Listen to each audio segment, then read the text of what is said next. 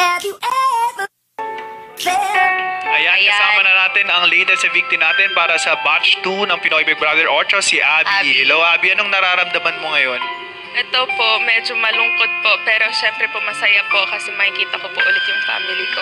Oo, actually, isa siya sa mga talaga naging memorable na housemate sa loob ng bahay ni Kuya.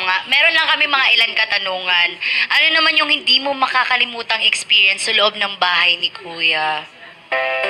Siguro po yung hindi ko po makakalimutan na experience is yung samahan po namin ng mga housemates kasi sobra po kami naging close, sobra po kami naging masaya po. Everyday po kami tumatawa, everyday po kami nagsasabi po ng mga stories ng isa't isa. Talaga sobrang close po kami at hindi ko po sila makakalimutan. Totoo, tsaka para halos isang buwan kayo na natili dun. So, yung relationship na nabuo nyo, di ba, grabe rin. How about sa Camstar Hunt na natili ka rin doon? Ano naman yung hindi mo makakalimutan sa Camstar Hunt? Siguro po yung hindi ko po makakalimutan po sa Camstar Hunt, yung una po naging task po namin kasi sobra po talaga naging mahirap, pero sobra po yung effort na nilagay ko po doon, pati po kaming apat yung unang nakapasok po. Yes. Sino naman pinaka-mamimiss mo sa loob ng bahay ni Kuya? Siyempre po yung dalawang girls po na si Ate Abby po tapos si Ate Mitch po. Sila po kasi yung Actually, grabe yung iyak nga ni Mitch kanina. Nakita namin yung hug nyo kanina. Parang naluha din kami dito. Medyo parang, ang sakit naman na nararamdaman. Tsaka siya yung isa sa talaga naging busy para sa kasal ni Mitch. Naging coordinator ka kasi, At saka diba? hindi lang yun, ang daming task na pinagawa talaga sa kanya ni Kuya. Ayan. Ano naman yung mga bagay na hindi mo, pinagsisihan mo at mga pinagsisihan mo na hindi mo nagawa? Na sayang, dapat ginawa ko to, o sayang, dapat di ko ginawa to.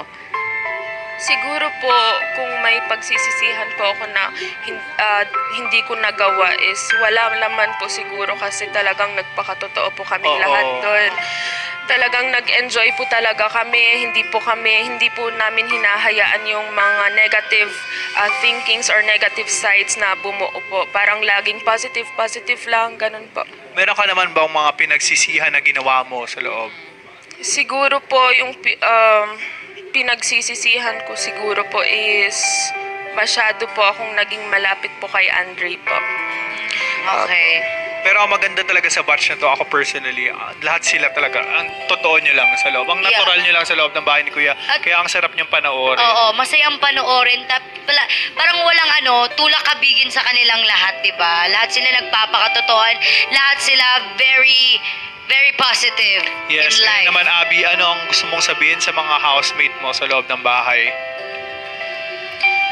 Sa mga housemate po, tuloy nyo pa rin yung laban kahit nandito na ako sa labas. Susuportahan ko kayong lahat. Mahal na mahal ko kayo at hindi ko kayo makakalimutan. Yes, ayan. Thank you so much, Abby. Nako, for sure, mas marami pang mga doors na mag-open sa'yo. At talagang ako, gusto ko yung batch nila. Kasi talagang ang natural nyo, ang sarap nyo pang mga doors na mag-open sa'yo.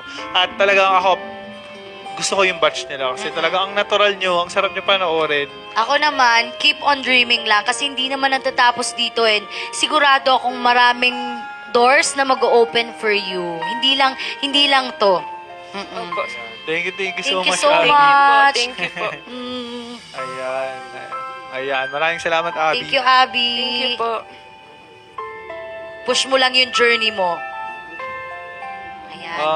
Ayan, na parang nga. nasad din ako kasi gusto ko, masyado ako na-attach sa batch nila. Parang gusto ko talaga sila. Oo, di ba kulang na lang pumasok siya doon, guys. Oo. Gusto niya talaga yung batch na to. And even Isa sa mga paborito kong batch ever sa